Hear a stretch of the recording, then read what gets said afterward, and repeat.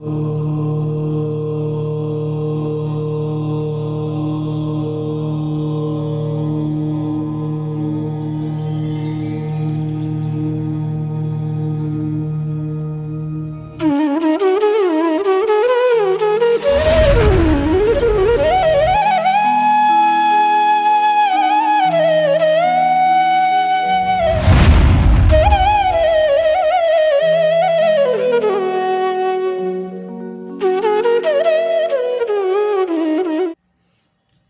ह्रीं अरहं णमोचिनाणम।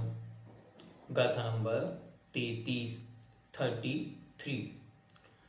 प्रमत्त विरत गुणस्थान की विशेषताओं को बतलाते हैं। छठवें गुणस्थान में क्या विशेषता है देखते हैं। बत्ता बत्त पमादे, जो बसई पमत्त संजदो होदी।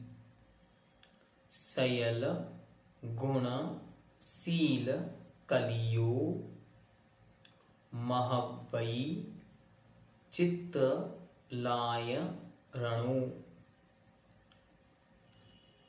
बत्ता बत्त पमादे, जो बसई पमत्त संजदो होदी। सयल गुण शील कलियो, महब्बई चित्तला यरणु। चित्तला यरणु। बत्ता बत्त पमादे, जो बसई पमत्त संजदो होती। सयल गुणशील कलियो, महब्बई चित्तलाय रणु। अब यहां पर कहते हैं व्यक्ता व्यक्त प्रमादे। बत्ता वत्त पमादे, व्यक्त अर्थात प्रकट और अव्यक्त अर्थात अव्यक्त। तो व्यक्त और अव्यक्त प्रमादे, प्रमाद जो बसई पमत्त संजदो होदी। व्यक्त और अव्यक्त प्रमाद के होने पर जो वशित प्रमत्त संयतो भवति, प्रमत्त संयत होता है। सयल गुणशील कलियो, महाव्रती चित्तलाचरण। तो क्या कहते हैं, वो पूर्ण सकल गुणशील कलियो, जो महाव्रती संपूर्ण 28 मूल गुणों और शील के भेदों से युक्त होता हुआ। ऐसा नहीं कि प्रमाद शब्द का प्रयोग कर दिया तो उनके मूल गुण ही नहीं है, नहीं, मूल गुण पूरे कंप्लीट 28 ही होंगे।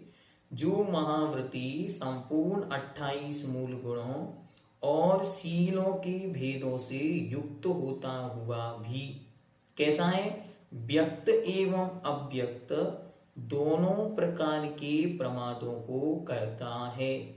कदाचित व्यक्त रूप में प्रमाद दिखाई देते हैं और कदाचित मात्र अव्यक्त रूप प्रमाद होता है, मतलब तत्संबंधी परिणाम होता है, प्रकट में दिखाई नहीं देता।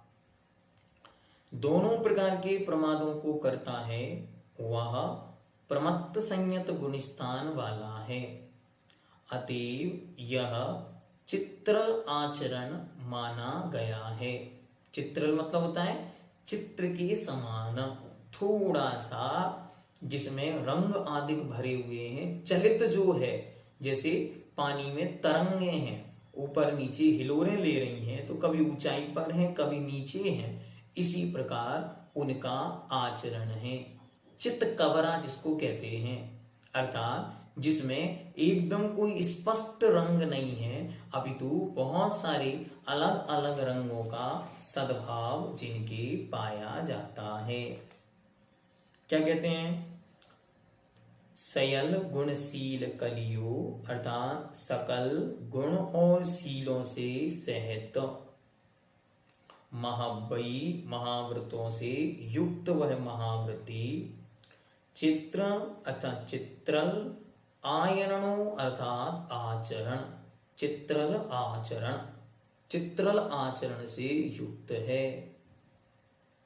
ठीक, अब चित्रल आचरण से युक्त है, उसके व्यक्त और अव्यक्त दोनों प्रकार की प्रमादों से युक्त वह छठवें गुण स्थान वाला होता है। व्यक्त प्रमाद अर्थात अपनी क्रिया और प्रवृत्ति में जो प्रमाद दिखाई दे वो व्यक्त प्रमाद है, और जो क्रिया आचरण में दिखाई ना दे अपितु उनके परिणामों में मात्र है वो कहलाता है अव्यक्त प्रमाद। इसे इन्होंने यहाँ पर डेफिनेशन भी दी। जो स्व और पर इन दोनों में से किसी एक के ज्ञान का विषय हो वो व्यक्त है, मतलब जो दिखाई दे रहा है।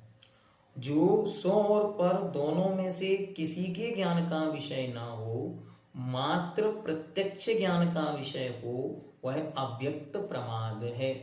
उन मुनि महाराज को भी नहीं पता कि हमारे प्रमाद का उदय है, ऐसी स्थिति होती है। हाँ, प्रमाद का उदय आया और वो छठवें गुण स्थान से सातवें से छठवें में आ गए। हुआ क्या उनको नहीं पता, लेकिन गुण स्थान छठवां बन गया। इससे क्या होगा, अप्रमत्त से वे प्रमत्त में आ गए, ऐसा जानना। इससे ये स्पष्ट हो गया कि उन मुनि महाराज के संयमी होना अनिवार्य है। और 28 मूल गुण वो भी कंपलसरी, ऐसा नहीं कि प्रमादपना होने से गुण स्थानों में या मूल गुणों में कोई कमी कर दे। तो उन्होंने कहा चाहे व्यक्त प्रमाद वाले हों और चाहे अव्यक्त प्रमाद वाले हों, दोनों को ही अच्छी तरह 28 मूल गुणों का निर्दोष पालन करना अनिवार्य है। अब प्रमाद क्या है, इनके लिए आचार्य अगली गाथा विशेष रूप से देंगे। अब हम कुछ इस छठवें गुण स्थान संबंधी विशेषताओं को जानते हैं कि छठवें गुण स्थान संबंधी विशेषताएं कौन कौन सी हैं।